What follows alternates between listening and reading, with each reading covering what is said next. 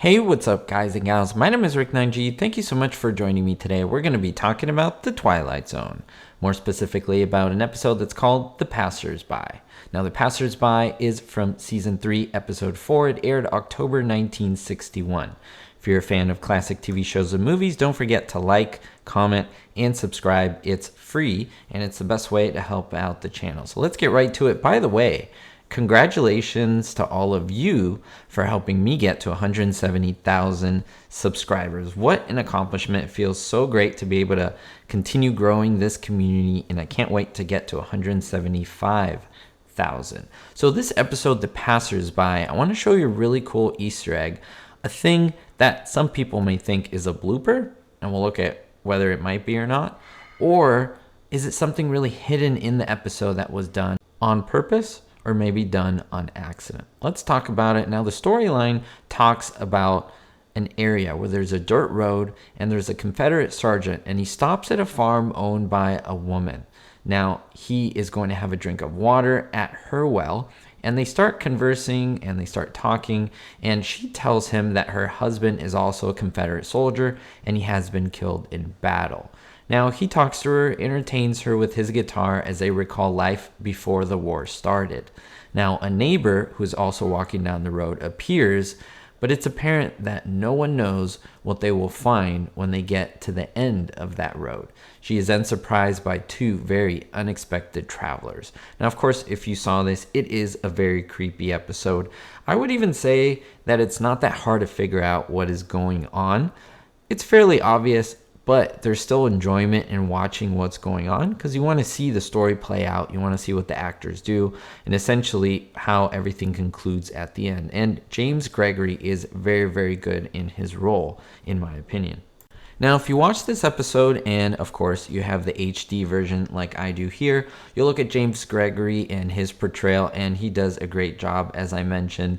And if your eyes start to wander just a little bit, you'll probably look at his uniform. He has a really cool, kind of accurate period uniform, which is fairly accurate if you look at it. And even if you look at the belt buckle, it's very interesting to see that three initials that appear on it. CSA. This is an example of a basically modern day version of an old one. This was from the Civil War, but this is what they essentially look like. The letter CSA on it, and they represent the Confederate States of America. But James Gregory, is it a blooper? Check his out. It's actually upside down. You see the CSA upside down, and it's a little weird to see it on screen. Again, if you probably saw this in the 1960s, you probably wouldn't think twice. You'd think, okay, no big deal here. But with the HD, you'll notice that it is upside down. Now, is that a blooper? Did he put it on wrong while filming this? I mean, how did no one ever notice this? Well, it's actually not a blooper. It was done on purpose. And here's what happened. James Gregory himself recalled that it was kind of funny on his end. When they were shooting this episode, he put the belt buckle on himself upside down so that the CSA would be facing the other way.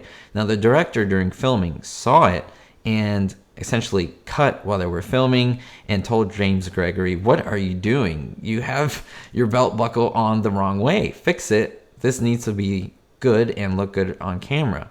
But then Gregory announced, "But don't you see, Elliot, these people are dead, and the belt buckle upside down indicates that status, don't you think?" Well, the director gave him a funny look and said, yes, Jim, I see what you mean. You know what? Good touch. Let's keep it. Let's keep it in the episode." And they did.